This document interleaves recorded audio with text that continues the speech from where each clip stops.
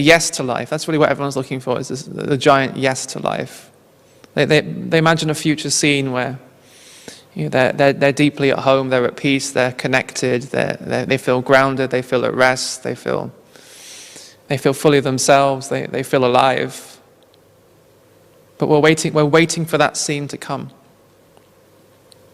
We're trying to make that scene come. We're waiting for the yes to life, or we're struggling, sitting here right now, we're struggling to get to the yes to life. So we say, no, I don't want to be here, I want to be there, I want to be at the yes. I want to get to the yes. And we honestly think that by saying no to where we are, we can get to the yes. If we say no to where we are, if we say no to where we are right now, even when we get there, there'll be a no. We carry the no with us. So if there's resistance right now, if there's pushing away life right now, pushing away thoughts, pushing away feelings, pushing away the present scene, when we get to the future scene, the future perfect scene that we've always been waiting for, it will be the present scene. And we'll still be resisting it. So that's why we never feel that we get there. Because we're saying no to where we are. So this is about saying yes. This is about saying yes to where you are. This is about the yes to the present scene. The yes to the present scene. However imperfect this scene feels, however broken you feel, however much sadness there is, or doubt, or frustration, or fear, or longing, let's not make that into the enemy. Let's begin to see this supreme intelligence in this present scene.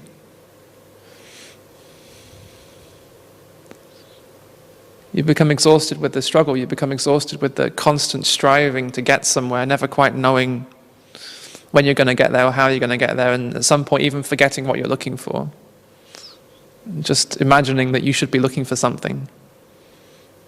Waiting for some answer, waiting for the answers, because everyone has always told you that you should have the answers. And everyone has always told you that uncertainty is a problem, and doubt is a problem, and not knowing is a problem, and fear is a problem, and frustration is a problem, and sadness is a problem. So we grow up, we're kind of brainwashed into believing in this positive and negative thing. Oh, have to avoid this, it's negative. Oh, this one's negative, have to avoid it. Oh, this one's evil, ugh, don't have to get rid of that. Oh, this is dark, this is darkness, oh, I have to get rid of it. We're taught to divide life in two, the light and the dark, the positive, the negative, the good and the bad, and then we're supposed to push away the negative, or resist the negative, or escape the negative, or to even destroy the negative and get to the positive. So at some point this whole game collapses on itself, because it's not actually in line with who you are. In a sense, it's not natural. It's not truly aligned with who you are. Who you truly are doesn't split itself in that way. It's just like the ocean. The ocean doesn't say, oh, only half of my waves are allowed. Only the positive waves. Negative waves, you all have to disappear. There's not enough room for you in me. There's only enough room in me for half of my waves. So at some point it becomes exhausting, You start to feel the struggle of it more and more. Some people even end up, depressed and in bed, exhausted from life, exhausted from the struggle, exhausted with the search. We begin, if we're lucky, actually, we begin to become disillusioned with all the promises of the world. I always get very excited when people come to me completely disillusioned with life. That's the beginning of great intelligence. That disillusionment in itself is supremely intelligent.